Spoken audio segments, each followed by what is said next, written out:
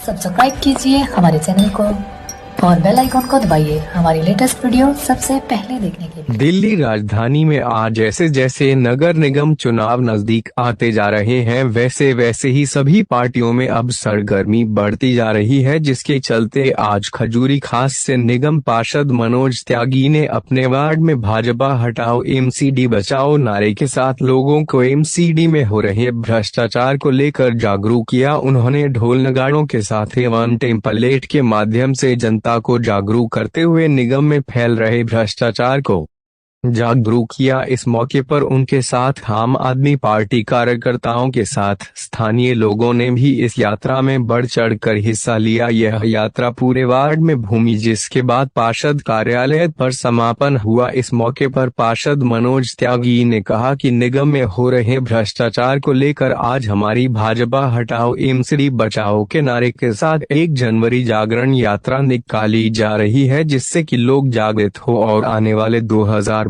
के चुनावों में अपना मत सही जगह डालें और निगम में आम आदमी पार्टी की सरकार बनाकर इस भ्रष्टाचार को खत्म करें। और क्या कुछ कहा आप स्वयं सुनिए।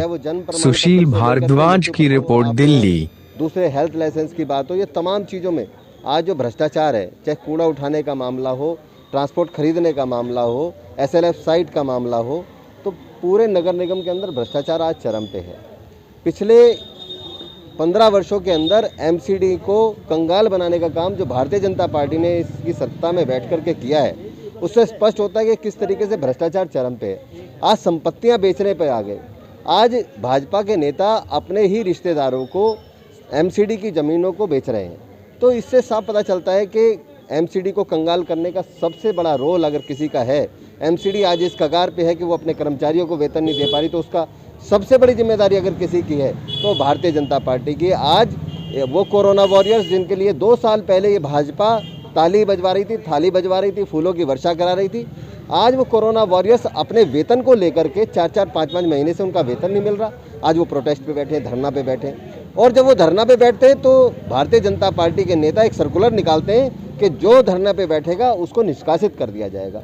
तो इस तरह के स्टेटमेंट से साफ है कि ये तानाशाही सरकार है, ये जनता की सरकार नहीं है, ये कुछ सरमाएदार लोगों की सरकार है और इसको बदलना होगा।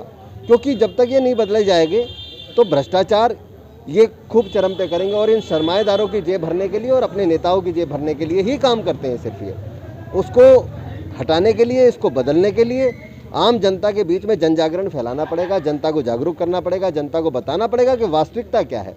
ये जो झूठ बोलने का काम करते हैं, तिल बराबर काम करते हैं और उसको ताड़ की तरह दिखाते हैं, उसके बारे में जनता को बताना पड़ेगा कि वास्तविकता ये है कि ये झूठ बोलते हैं, तिल बराबर काम करते हैं और उसको दुनिया में ढोल पीट पीट करके गाना गाते हैं। तो जनता जब जागरूक हो जाएगी, निश्चित तौर पे जनता ने मन भी बनाया हुआ है, लेकिन ये अभियान चलाता रहना पड़ेगा क्योंकि जनता को बताते रहना पड़ेगा। रोज़ इनके जो नए भ्रष्टाचार आ रहे हैं उसको जनता तक पहुँचा के हम जनता को ये बताएंगे कि इसको बदलना है। निगम की तनख्वाह के लिए आप अभी कुछ दिन 1-2 दिन पहले कमिश्नर के आगे बैठे थे, वहाँ अनशन किया था, क्या उसको लेकर कहेंगे, क्या बात निकली है? देखिए, वो जो अनशन किया था वो बैठे थे उसके लिए नहीं, वो अधिकारियों की मनमानी के लिए।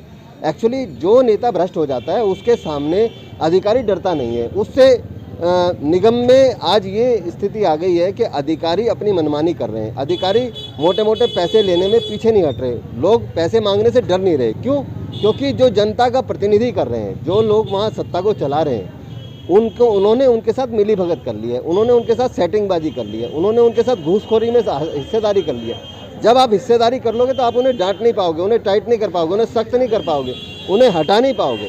तो ये सबसे बड़ी दिक्कत आई है।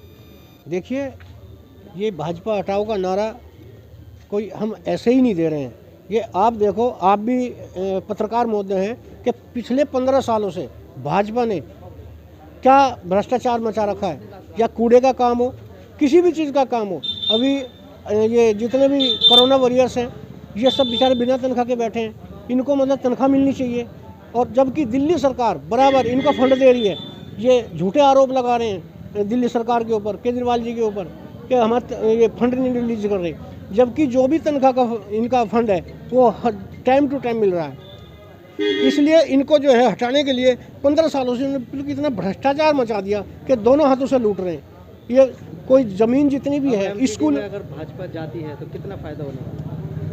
अगर भाजपा जाने वाली है, अगर भाजपा तो जाएगी, जाने वाली नहीं है, जाएगी। पब्लिक मन बना चुकी है, क्योंकि इनके जो 15 साल के कुशासन है ना, इससे तराई तराई करी है पब्लिक। तो ये तो निश्चित है। और फायदा इससे ये होगा कि जो नए लोग आएंगे, पार्षद महोदय जीत के आएंगे, नया मेयर बनेगा, तो वो अपनी तरीके से भाजपा को चलाएगा। और वही बात है, जैसे भाजपा कहती है डबल इंजन की सरकार, अब हमारी डबल इंजन की सरकार आएगी तो उसमें निश्चित तौर पर, ये आप भी समझदार हैं, आपको भी मालूम होगा कि निश्चित तौर पर जहाँ तो प्रदेश में और इसमें निगम में दोनों सरकार एक होंगी तो निश्चित तौर से ज़्यादा काम होंगे और पब्लिक की भलाई के लिए काम। सब्सक्राइब कीजिए हमारे चैनल को और बेल आइकॉन को दबाइए हमारी लेटेस्ट वीडियो सबसे पहले देखने के लिए।